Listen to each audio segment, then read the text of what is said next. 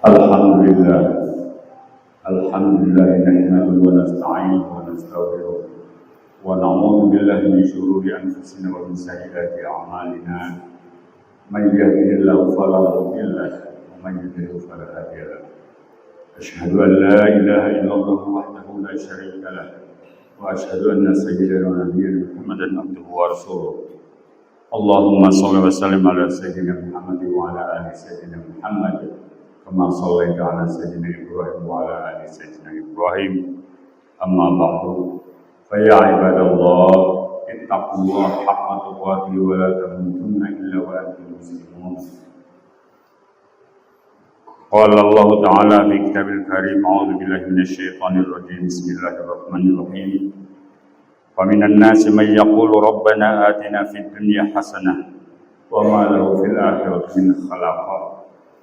ومنهم من يقول ربنا آتنا في الدنيا حسنة وفي الآخرة حسنة وقنا عذاب النار. صدق الله العظيم وصدق رسوله الكريم. أما بعد. Hadirin sidang Jumat rahimakumullah. Sebelum saya menyampaikan sepatah dua patah kata terkait dengan khutbah siang hari ini, izinkan terlebih dahulu saya berwasiat takwa kepada diri saya sendiri khususnya dan kepada jamaah Jumat yang mulia ini, dan kita selalu berdoa kepada Allah Subhanahu wa taala agar kita dilimpahkan ketakwaan dan terus menerus dilimpahkan ketakwaan, karena insya Allah dengan takwa ini akan menjadikan seluruh pekerjaan sulit menjadi mudah, seluruh kesulitan bahkan mungkin ketika itu dilanda dengan banyak hutang kepada orang pun, dengan takwa ini Allah berjanji, wa may yattaqillaha yaj'al lahu makhraja wa yarzuqhu min haitsu la yahtasib. Barang siapa yang bertakwa kepada Allah, kata Allah, maka Allah akan memberikan jalan. Yaj'al lahu makhraja, maka Allah akan memberikan jalan keluar dari segala persoalan hidup. Dan kita yakin sekali bahwa Allah akan memberikan jalan keluar dari segala persoalan hidup ini. Wa yarzuquhu min haitsu la yahtasib, dan Allah tidak akan membiarkan orang yang takwa tidak punya rezeki. Orang yang bertakwa Allah menjamin akan selalu memberikannya rezeki yang halal, yang baik, yang thayyib, yang halalan. Wa yarzuquhu min haitsu la yahtasib, dan Allah berjanji kepada kita semua agar kepada kita semuanya untuk selalu diberi jalan keluar untuk rezeki, mendapatkan rezeki dari arah yang kita tidak berbanyak. Oleh karena itu, kesempatan kali ini sudah merupakan kewajiban saya sebagai khatib untuk selalu mengajak kita semuanya bertakwa kepada Allah Subhanahu wa taala. Kemudian salawat serta salam semoga senantiasa dilimpahkan selalu hari baginda Rasulullah SAW, keluarganya, para sahabatnya, dan para pengikutnya sampai yaumil qiyamah. Amin. Allahumma amin. Hadirin sidang Jumat rahimakumullah. Pada pembukaan tadi saya membacakan dua ayat dari surat Al-Baqarah. Di sini digambarkan oleh Allah di dalam Al-Quran surat Al-Baqarah bahwa bahwa pada dasarnya manusia itu dapat dikelompokkan menjadi dua kelompok. Pertama, mereka orang yang berusaha keras untuk mencari harta sebanyak-banyaknya, untuk mencari kesenangan hidup seluas-luasnya, untuk mencari kenikmatan hidup sebanyak-banyaknya. Tapi kata Allah, wa ma lahu fil akhirati min khalaq. Tapi mereka tidak mendapatkan apa-apa nanti di akhirat. Itu saya kira gambar orang yang mungkin pagi, siang, sore harinya digunakan untuk mencari uang sebanyak-banyaknya, digunakan untuk berusaha seluas-luasnya. Tapi mereka lupa bahwa sebenarnya ada kehidupan yang lebih langgeng, ada kehidupan yang lebih lama, yaitu kehidupan setelah mati. Maka oleh karena itu Allah kemudian menggambarkan dengan kehidupan manusia-manusia yang kedua, wa minhum may yaqulu rabbana atina fid dunya hasanah wa fil akhirati hasanah wa qina adzabannar. Tapi di antara manusia itu ada juga orang yang kemudian meminta agar mereka diberi kehidupan yang baik-baik di dunia maupun di akhirat. Fid dunya hasanah. Hasanah di dunia artinya adalah kebaikan di dunia itu banyak ragamnya. Rasulullah SAW menggambarkan bahwa hasanah di dunia itu akan bisa dicapai apabila ada 4 hal yang sudah kita penuhi. Dalam suatu hadis yang sangat terkenal yang diriwayatkan oleh Imam Ad-Dailami, Rasul Muhammad SAW bersabda, "Arba'un min sa'adatil mar'i." Ada 4 hal yang membuat orang menjadi bahagia. Pertama adalah antakuna zaujatuhu sholihatan. Pertama adalah kalau saatnya kita seorang laki-laki, ya pasangan kita perempuan merupakan pasangan yang soleha. Saya kira betapa banyaknya kita bercermin dari orang-orang besar, pemimpin-pemimpin negara, baik pemimpin-pemimpin yang tingkat RT maupun tingkat RW, tingkat desa, tingkat kecamatan, bahkan sampai tingkat negara, tingkat dunia. Banyak orang-orang yang kemudian hancur gara-gara salah memilih istrinya. Saya kira Nabi mengatakan hasanah atau kebaikan atau kebahagiaan, sa'adah, kebahagiaan di dunia bisa kita capai, kita bisa gapai. Pertama syaratnya kalau kita punya pasangan yang solihah atau kalau istri pasangan yang soleh, itu yang pertama. Karena pasangan solihah itu akan sangat penting, akan menentukan terhadap hasanah-hasanah berikutnya, akan menentukan terhadap kebahagiaan berikutnya. Kata Kanjeng Nabi, kebahagiaan berikutnya adalah jika kita diberi anak-anak wauladu abroron. Jadi pertama adalah antakuna zaujatuhu sholihatan. Pertama adalah apabila istrinya atau pasangan kita itu adalah merupakan orang-orang yang soleh. Dan yang kemudian yang kedua, kalau seandainya anak-anak kita merupakan anak-anak yang baik-baik, yang taat dalam menjalankan ibadah agama, yang tidak hanya menjadi anak yang menjadi problem sosial, tapi anak-anak yang benar-benar menjadi solusi bagi persoalan-persoalan sosial yang ada. Tentu kebahagiaan yang kedua atau sa'adah yang kedua ini, untuk bisa punya anak yang soleh itu tidak mungkin kita bisa wujudkan apabila kita tidak punya istri yang soleha, apabila pasangan kita tidak baik. Bahkan Kanjeng Nabi menggambarkan bahwa istri itu adalah ummu al-um. Digambarkannya itu adalah madrasatul ula, adalah madrasah yang pertama kali. Sebelum anak belajar dari orang lain, anak akan meniru ibunya. Yang pertama kali paling berpengaruh di dalam kehidupan rumah tangga bagi anak-anak itu adalah ibu. Makanya Rasulullah SAW menggambarkan al-um adalah madrasatul ula. Ibu adalah madrasah yang pertama dan yang utama.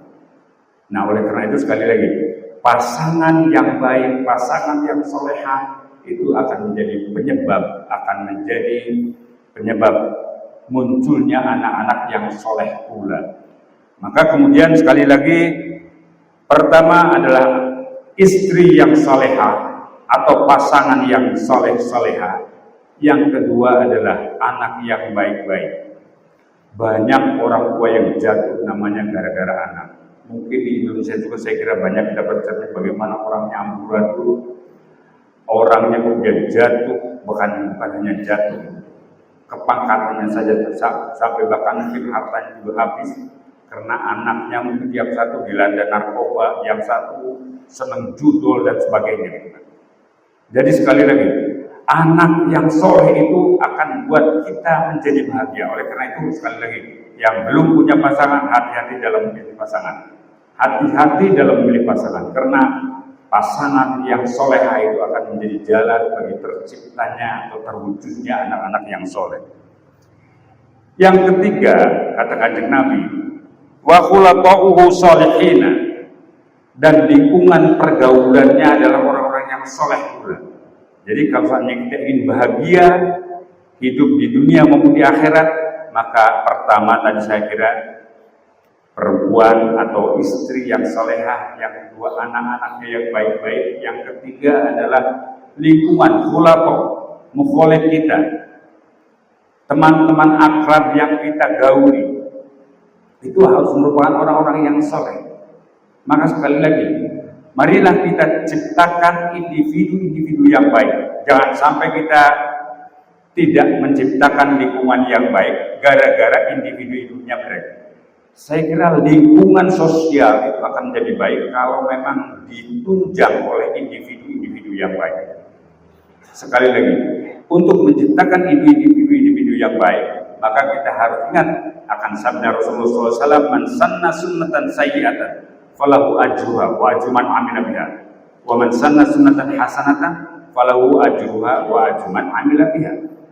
Barang siapa mansanna sunatan, barang siapa yang mentradisikan suatu perbuatan yang jelek, kemudian orang lain mengikuti perbuatan jelek yang kita lakukan itu, maka kita akan diberi pahala oleh Allah dan juga orang-orang yang ikut-ikutan terhadap perbuatan kita. Maka mari kita ciptakan perbuatan baik, mari ciptakan tradisi yang baik di lingkungan masyarakat agar masyarakat kita ini menjadi soleh. Kalau masyarakat yang menjadi soleh itu yang seperti apa? Yang kalau kita salah kemudian kita nanti diingatkan, karena manusia itu tidak ada yang tidak berbuat salah, pasti ada kesalahan yang kita buat. Dan masyarakat yang soleh artinya apa? Masyarakat yang ikut menjaga bukan hanya kita, tapi juga anak-anak kita. Karena apa? Karena kalau seandainya kita di kampung, di desa, di kampung, yang menjaga anak-anak kita, yang menjaga saudara-saudara, yang menjaga anak-anak kita itu bukan hanya kita. Tapi kalau kita di kota, yang menjaga anak-anak kita ketika kecil itu hanya kita sendiri. Kalau kita di kampung, yang menjaga anak kita itu mungkin paman, mungkin pak de, mungkin mbahnya, mungkin eyangnya, mungkin siapanya gitu kan. Saudara-saudara ikut mengawasi. Tapi kalau kita hidup di kota, kehidupan sudah sangat sibuk, sudah hampir individualistik, maka kalau seandainya tidak lingkungan sosial kita yang ikut mengawasi, maka berbahagialah bagi orang-orang yang hidup di lingkungan sosial yang baik-baik.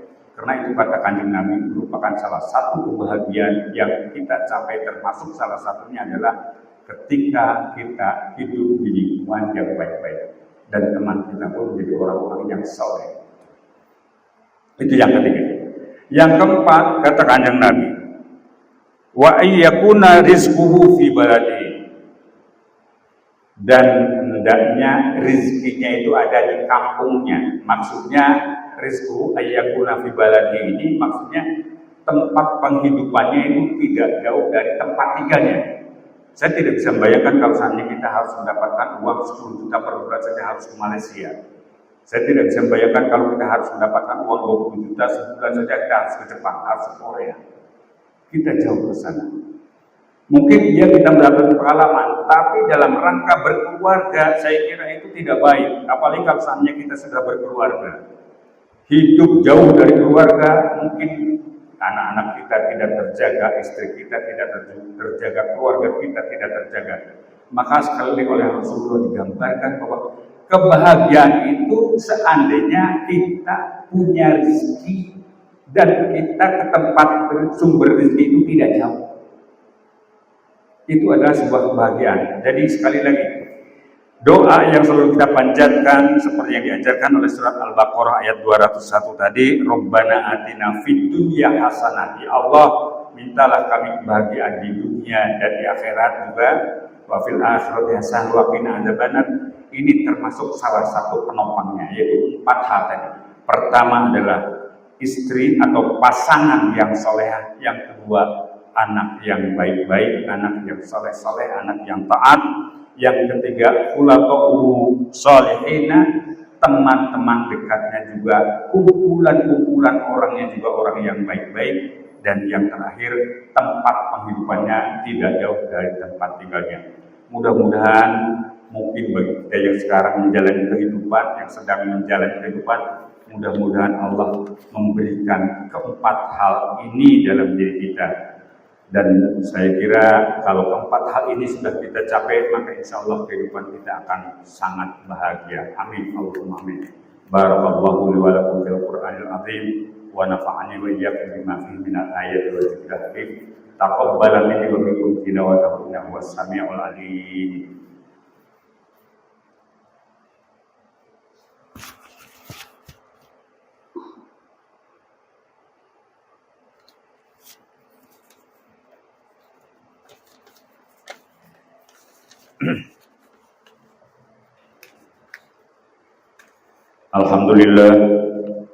Alhamdulillahilladzi an'amana 'alaina bil iman bi ni'matil iman wal islam.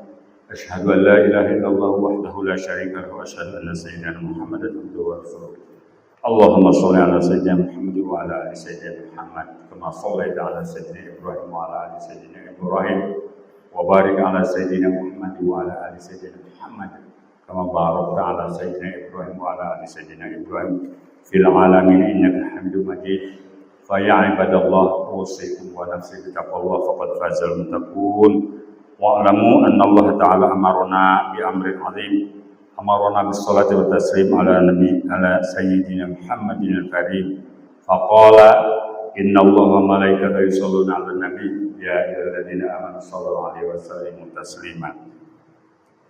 Allahumma warda 'anil khulafa'ir rasyidin Abu Bakar wa Umar wa Utsman. Allahumma shalli 'ala sayyidina Muhammad wa 'ala ali sayyidina Muhammad. Allahumma warda 'anil khulafa'ir rasyidin Abu Bakar wa Umar wa Utsman wa 'ali wa baqiyyatis sahabati ajma'in. Allahumma ighfir lil muslimin wal muslimat wal mu'minin wal mu'minat al ahya'i minhum wal amwat innaka sami'un qaribun mujibud da'wat ya qadiyal hajat. Allahumma a'izzal islam wal muslimin wa ahlikal kafar wal musyrikin. Allahumma adfa'na al-ghala wal bala wal wabaa wal syarr wal munkar was-suyuf al mukhtalifata wasyadaid wal madhhar minha wa batin min baladina hadha khassah wa min buladil muslimina 'amma innaka 'ala kulli syai'in qadir. Rabbana atina fid dunya hasanah wa fil akhirati hasanah wa qina adzabannar wa adkhilna jannata ma'al abrar ya aziz ya ghafar ya rabbal alamin. Ibadallah, inna Allah ya'muru bil 'adli wal ihsan wa ita'i dzil qurba wa yanha 'anil fahsya'i wal munkari wal baghi ya'idukum la'allakum tadhakkarun. Fadhkurullaha 'azim yadhkurkum was'aluhu min fadlihi yu'tikum wa la tughlibu wa la tughlibu.